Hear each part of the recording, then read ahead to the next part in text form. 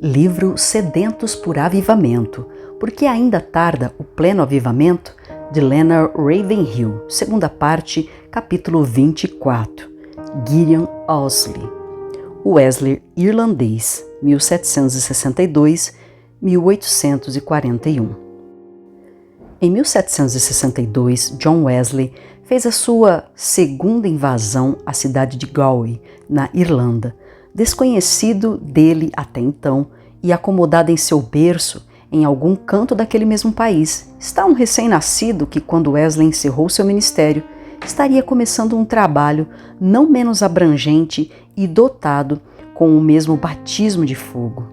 Gideon Ousley era o nome desse ganhador de almas revestido do poder de Deus que nasceu em Dunmore, Irlanda, no dia 24 de fevereiro de 1762. Sua mãe sempre teve muito cuidado em proteger Gideon das ideias deístas de seu pai. À noite, costumava pedir que o garoto lesse para ela alguns trechos dos livros Sermões de Tillotson ou Night Thoughts, Pensamentos Noturnos, ou Last Day, Último Dia, de Young. E o tempo não conseguiu apagar esses escritos na mente desse ilustre leitor. A primeira vez que Gideon teve conhecimento da sua condição de pecador foi por intermédio de um homem que era um soldado combatente em 2 exércitos ao mesmo tempo. No The 4th Royal Irish Dragoon Guards, Dragões da Quarta Guarda Real Irlandesa, e no Exército do Senhor. Ele também foi profundamente tocado pelas pregações de John Hurley e, sob a influência dessa pregação ungida, ele veio para os caminhos da graça.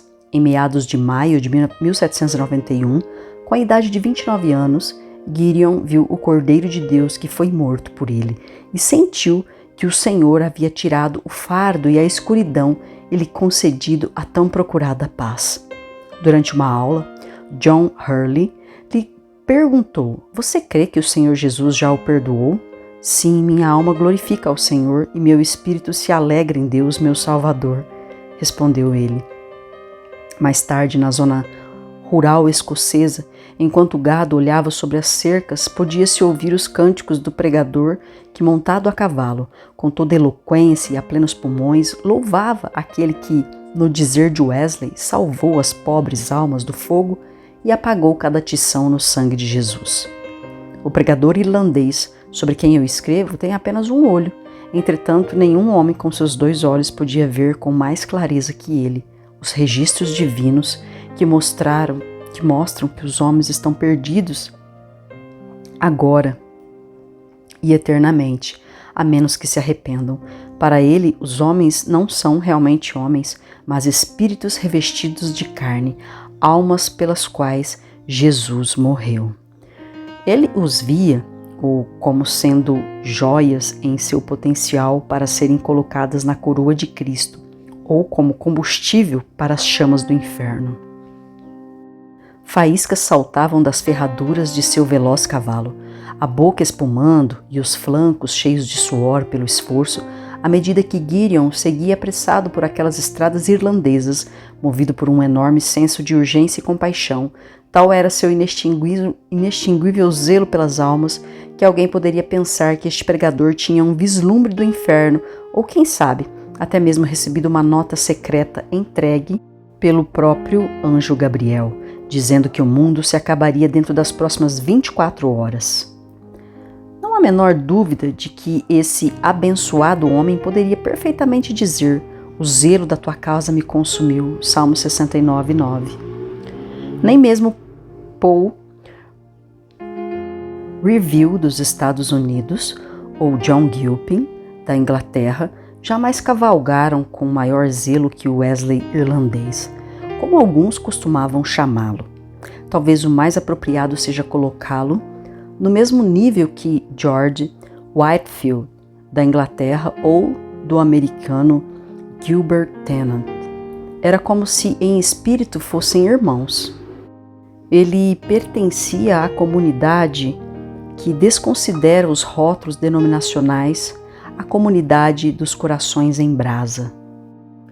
Em Londres, na Catedral de St. Paul, tem um púlpito feito em mármore impressionante. Em sua capela, na City Road, Wesley tinha um belo púlpito de mogno polido. Jesus, entretanto, usou a beirada de um poço como púlpito. Nosso herói, por sua vez, muitas vezes tinha por púlpito um par de estribos ou uma sela. Vejamos um exemplo de uma de suas viagens missionárias de Usley, as quais eram regadas com muita oração. Certa ocasião, ele fez uma dessas viagens ao interior da Irlanda, a um local quase selvagem onde o povo era semi-analfabeto. Observemos como ele agia. Na igrejinha está um pastor, aguardando a chegada de um casal de noivos que deve se casar ali, quando a charrete que traz o feliz casal se aproxima do templo. O evangelista os intercepta e se põe a pregar para eles. Com muito tato, fala-lhes sobre a eternidade. Minutos depois, os jovens, até meio perplexos, estão ajoelhados ali mesmo no chão, enquanto o ardoroso pregador ora por eles. Depois disso, Osley segue o seu caminho apressadamente. Chega ao cemitério e, olhando por cima do muro, vê pessoas chorando e gemendo aflitas porque aquele ente querido acaba de partir. Mas para onde? Então ele começa a orar com voz possante, superando o barulho do alto clamor daquela gente. Em seguida, veja esse mesmo homem de Deus na praça da cidade. Trata-se do cenário da última execução pública. Milhares estão ali reunidos.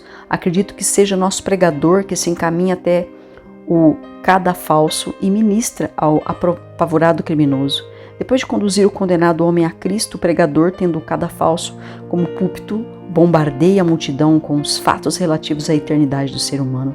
Enquanto ele fala, o corpo morto balança de um lado para o outro, bem ali no cadafalso da forca. E em meio aos evidentes sinais de morte, ele fala sobre a vida eterna, aqueles pecadores descuidados. Quando ele mostra para ele os eternos ais daqueles que morrem sem Deus e sem esperança, faz com que a alegria que há poucos demonstravam se transforme em lamento. Uma pessoa que ouviu Usley testificar disse mais tarde: eu gostaria de poder reproduzir o testemunho dele da mesma maneira que ouvi. A seriedade e o amor zeloso de seu modo de agir, o tom entenecedor da sua voz, o seu olhar radiante, o seu gozo alegre, as lágrimas que corriam pelo seu rosto e o caráter apaixonado dos seus apelos, nada disso pode ser reproduzido em papel. Gideon fez algumas campanhas de pregações pela Inglaterra. Tanto lá como na Irlanda, ele viu a manifestação do poder de Deus evidenciado não apenas em surpreendentes conversões, mas também na realização de fenômenos. As pessoas caíam em êxtase enquanto ele pregava.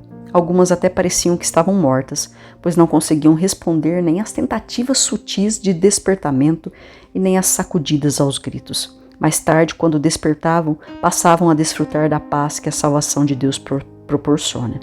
Essa alma em chamas foi expulsa do mercado e ridicularizada nos púlpitos.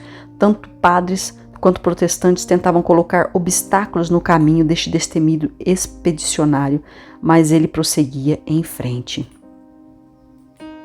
Seu espírito estava sempre pronto, embora de vez em quando sua carne estivesse fraca.